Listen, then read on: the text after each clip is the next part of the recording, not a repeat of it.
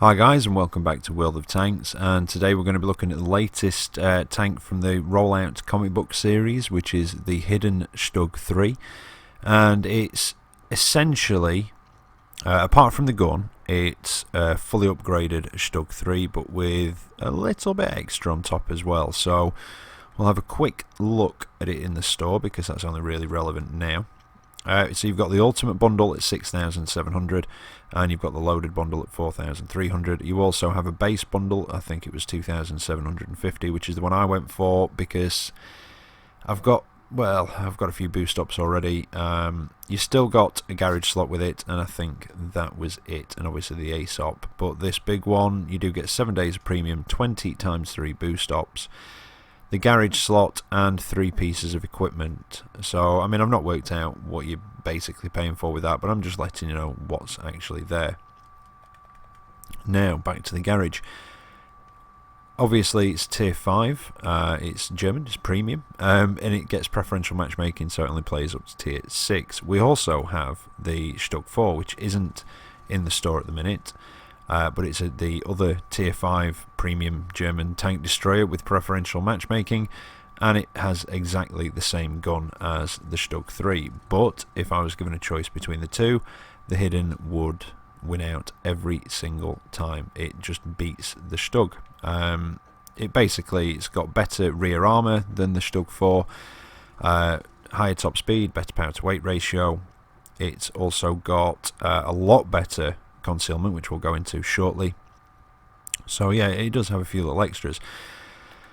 I'm going to try and keep this short because it is similar to the StuG IV after all. Right, so the StuG III-G, the choice of 2 top guns. You get the 10.5cm and the 7.5 Pak 42L70, which is one we're concentrating on, which is 13 rounds a minute, 150 penetration, 135 damage. You don't get that one. You get the Pak 30, well, yeah, I don't think it's Pak 39, but it's a 7.5cm L48.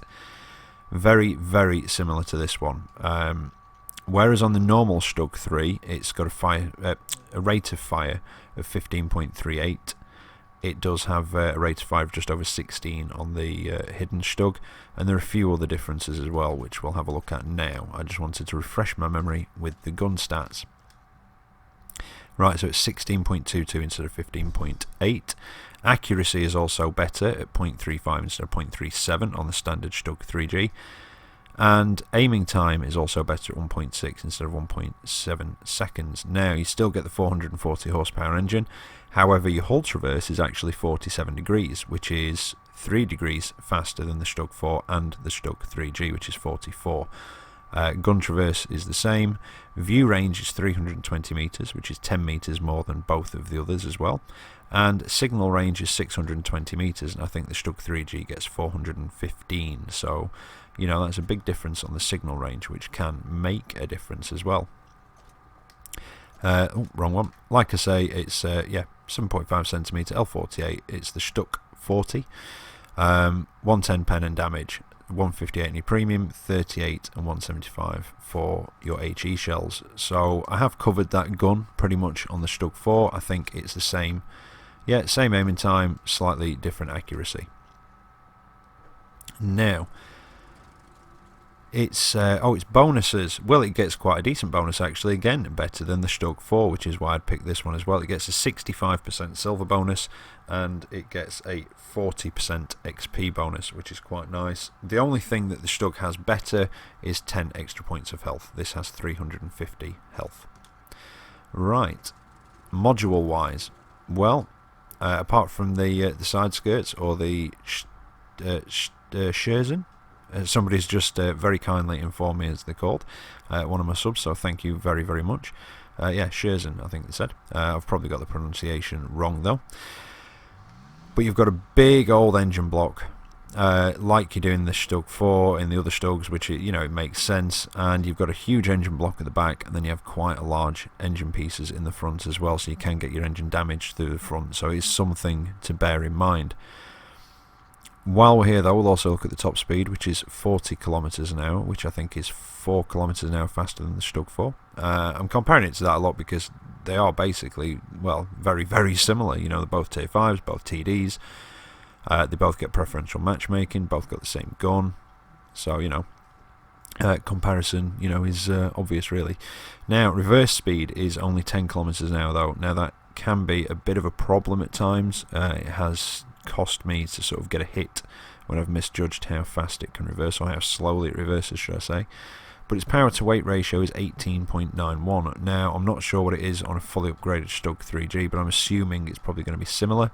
That is slightly better than the StuG IV, and we'll have a look at that one in a minute. But yeah, it is better than the StuG IV. So yeah, not a bad power to weight ratio at 18.91, but you do have a 20% chance of fire, which isn't brilliant. Now, we've already covered some of the gun stats, but its reload time is 3.7 seconds.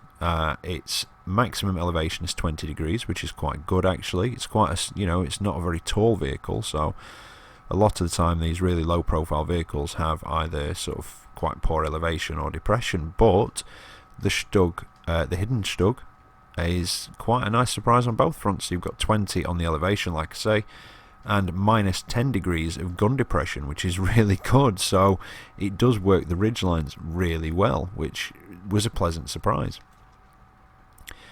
Tracks with terrain resistances are not too bad. You know, they're not brilliant, but they're pretty average. 0.8, which isn't bad really. 1.2 and 2, which are sort of pretty average, I think. You know, they're not too savage, but they could be better, but they're quite workable and quite nice to work with. So the radio is in the front left hand side of the hull, just behind the slope next to the driver's hatch, if you're wanting to try and isolate them. And ammunition, well, you've got a few choices actually. On the right hand side of the tank, because some of the plates are missing, it sort of gives you a nice idea of where to aim for. So you've got the top left corner of that front plate, and you've got the bottom right corner of it as well, and the bottom left if you're feeling lucky, although the other two will be easier to hit. From the other side, you really do just have that one. I don't know if you'd be able to damage the other ones if it had passed through the tank. I'm not quite sure how the mechanics work with the shells in that, to be honest. But yeah, mostly if you want to take out the ammunition, it's this side you want to be shooting at. Crewman, you've got the driver down in the front behind the driver's hatch where you'd expect him to be.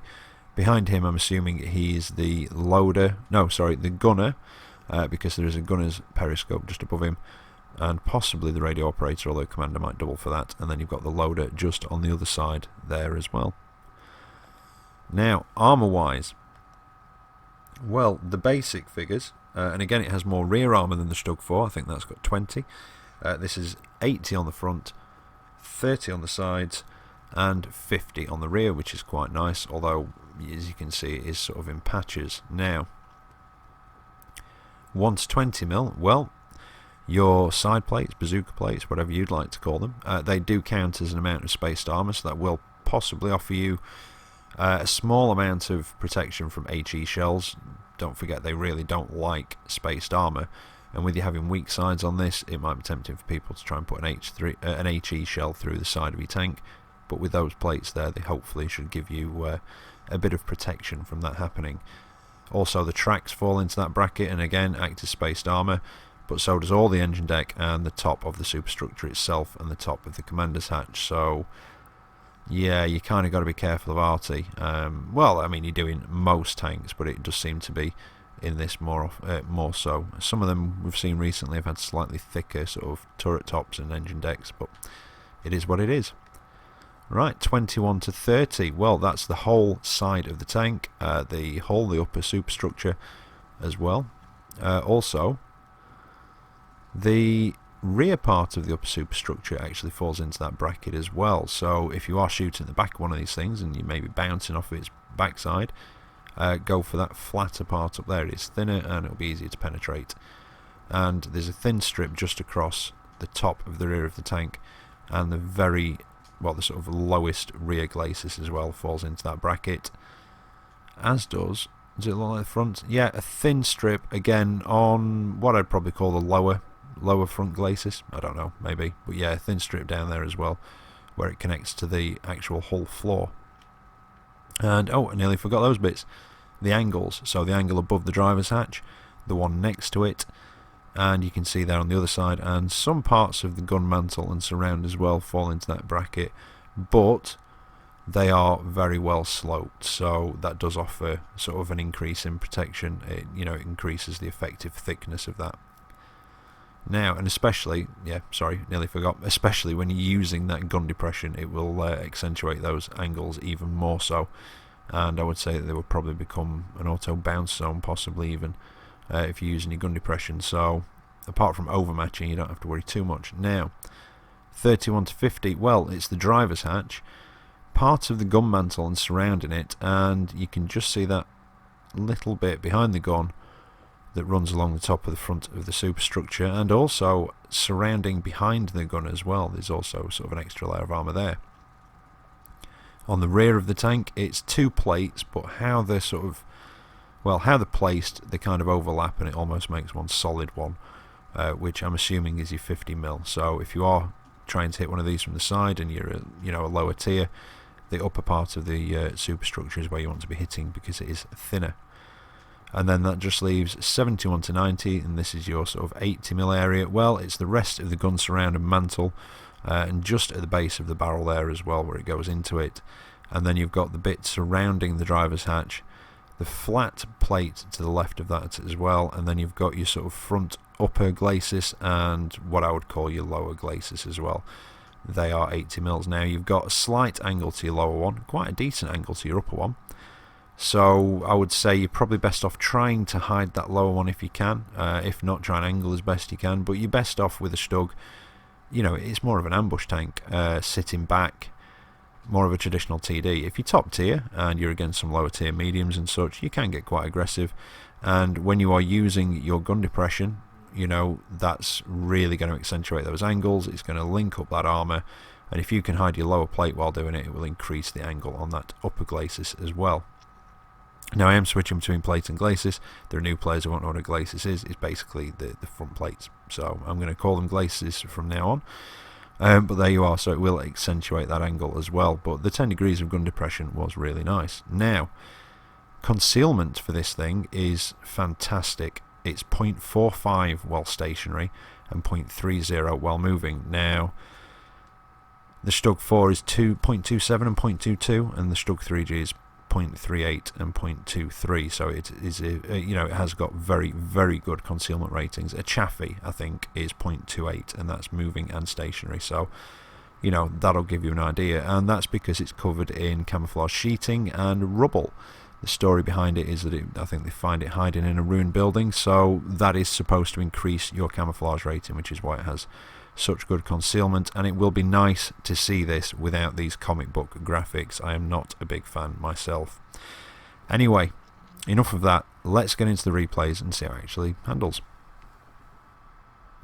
Right, here we are for the first of the replays, and it's a standard battle, it's Cliff, and it's a tier 5 match. Now I did forget a couple of things in the garage.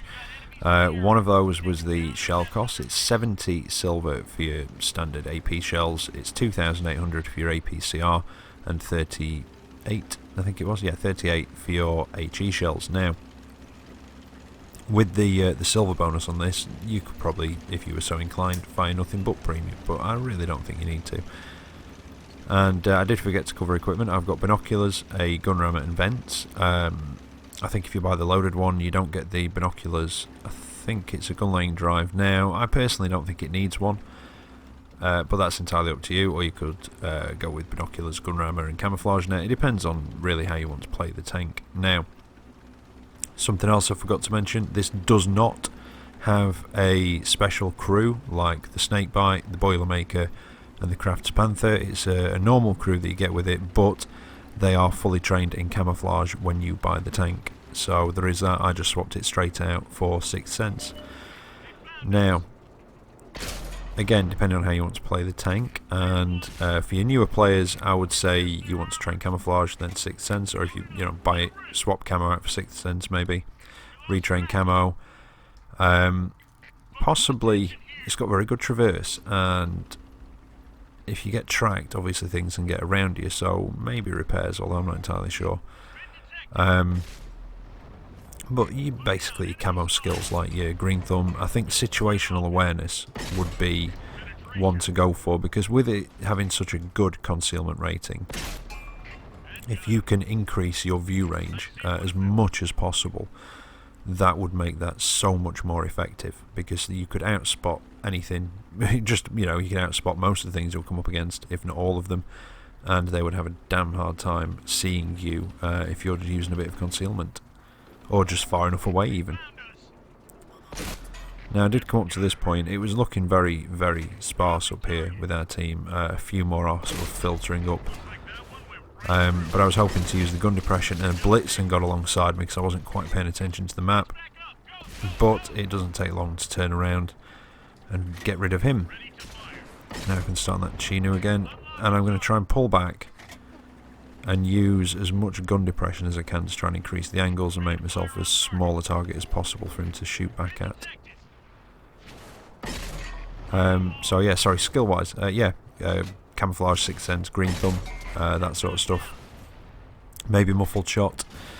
You could even, if you want to play it a lot more aggressively, you could go for clutch braking and repairs and track repairs, so you can sort of get in there. You can turn even quicker because it's 47 for a hull traverse is very, very good. So again, it depends on how you want to play the tank. For your newer players, I would say go for the camouflage ones to play it a bit more traditionally, staying back. For the more experienced players, I'm sure you'll have your own ideas as to what skills you want on it for yourself anyway. And I was that was really bad aiming from me against that Marder. I should be ashamed. But yes, I did make a mistake there. I basically got a bit too overconfident, thought we'd cleared up this end a bit, and as I came up and over that sort of small hill, the Marder and the KV-1S were there. I went for the Marder, who hadn't actually seen me, and I really should have gone for the KV-1S, and I could possibly have survived that encounter if I'd have been a bit more cautious. But there you go. I think we'll skip to the end and see how we actually did. Right, so that one ended up as a victory, which was quite nice. I came out of that with 73,366 silver, although I think some of that was from ops, a high caliber, and an ace tanker. Killed 3, 1,371 damage, 385 blocked. Wait, sorry, 985 blocked. But yeah, as you can see, and I got 25% extra XP from the Dark Horse op as well. The Dark Horse drop, should I say. Excuse me. Now, came in second in that round. The KV-1S looked like he had a good round above me, so well done to him. Although I think I did slightly more damage, but he got an extra kill, so yeah, well done. Looks like he had a good match. But it's quite a nice tank. I quite like it. Like I say, I didn't mind the StuG IV. I think the gun, some people think the penetration and the damage is a bit underwhelming, but the rate of fire makes up for that. And don't forget, you're only seeing up to tier 6. There's not a lot that you'd have to use your premium ammo on. I think I used some in this match, possibly. In fact, I'm pretty... Yeah, I do use some in this match. But it's... I've forgotten the name. Muravanka, Winter, that's it. It's an encounter battle, and again, it's a tier 5 match. Now, believe it or not, I've only seen one tier 6 match in this. Today, just one, that was it, and it went okay, but it didn't go very well at all. Well, it went okay, yeah, it was alright, but it wasn't brilliant. It was just a funny match. I've had a lot of those today actually, where I'd go somewhere where there's nearly always enemy tanks coming that way. For example, Fisherman's Bay earlier, the sort of gully, we started in the north, and this sort of gully that runs down the sort of one line, I think it is, over on the left hand side of the map, or the west, as I like to sort of call it. But yeah, there's a gully that runs down there, and there's always an enemy push up there, normally mediums, sometimes tank destroyers sit down at the other end, and I headed up that way. I ended up being on my own, and not a single enemy tank came down there, none. They all went from the southern spawn towards the town on the east, on the right hand side of the map, down the sort of 9-0 line. All of them, I didn't see a single one. The only thing I did see was an artillery, and I killed it, and that's when I moved in, when basically half the team, well, I was moving cautiously up the map expecting to get shot at, and nothing. And when I realised that the enemy team were about gone, I went looking for arty, found one, killed it, that was it. Pretty poor match. Fired 2 rounds the whole match, and that was it. But these things happen. Now, I'm going to use this concealment and hopefully put some shots in at these guys. And the rate of fire is really nice, and the circle, you know, the aiming circle just settles down so quickly after you've fired as well. But I don't know, I don't think I'm overly taken with these comic book graphics, and they're with us for 4 days. It's not so bad, I don't know, it's a bit not as noticeable, I don't think, on this winter map, but a lot of the other ones it's very noticeable. And I don't know, I don't think I'm overly keen on it. I know a lot of people haven't been taken by it. Now, there's the AT2. I think I am probably going to have to use some premium ammunition against him. So, let's see if we can finish off that. No, that little tank destroyer. Couldn't quite get him. Now, if I take out that, then I can get to the AT2. And even with the premium ammunition, at this range, I was shooting at this upper superstructure, the cabin, whichever you'd like to call it. And it wasn't going through, so I'm having to aim lower down towards the tracks. And it is a good rate of fire. And like I say, the concealment on this is absolutely fantastic. 0.45 and then I think 0.30 on the move, did I say? There we go, now I've been spotted, but I was basically out in the open. And it looks like, apart from artillery, the rest of them, apart from this OI, they're over at the other side of the map. So again, I'm going to come across here, use the gun depression, shoot down at the OI, go for where the ammo rack is, in that front corner, and he's done. But the gun depression was a very nice surprise with this tank. I think on a stock StuG III, it's 8 degrees, -8 degrees of gun depression. I'm not sure what it is with the equivalent of, you know, this gun on it, that shorter 7.5 centimeter. Without buying the tank, you know, I'm not entirely sure what that is. Same with the top 7.5 centimeter on that, but I can't imagine it. It might go up to 10, but I would imagine it'd probably stay at 8, if not get a bit less. And I think on the StuG IV it's -6. So, yeah, I'm sure it was -6. Although, don't quote me on that, because, you know, I've probably got that wrong now. But yeah, it's definitely nowhere near 10 anyway. And from here, I've got decent shots. And I'm not using premium ammo now. Against that KV-1, was it, I just took out? I wasn't using it. And that was quite a lucky shot on that Lux. Just as he was disappearing down there. But from up here I've been able to get shots at them, but I think I'm going to have to move now.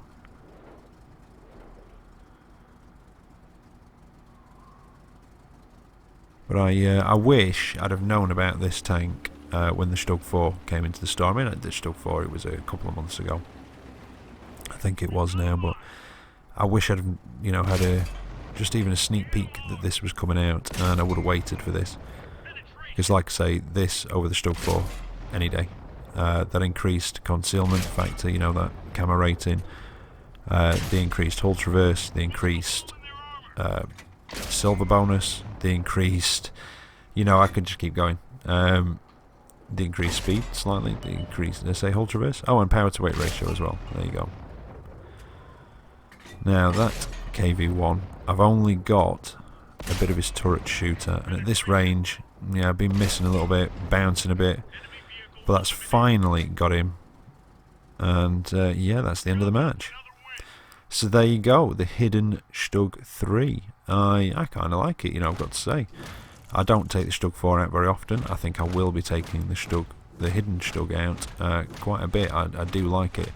And I came out of that with 1,710 damage, 2,938 XP, although I think, again, some came from ops, and 92,000 silver. Some definitely did come from ops there. An extra 50% and an extra 5,000 there, and then 25% extra XP. But a high caliber and another ace tanker. But there you go. That's the Hidden StuG. So if that takes your fancy, if you like that sort of gameplay, or you're just a fan of the StuGs in general, there you go. Like I say, I quite like it. But that's it. And tomorrow I'll be back with the IS2, which I've had for a while, but yeah, I'll do a review of that. But anyway, as for now, take care out there, and I will catch you next time. See you later.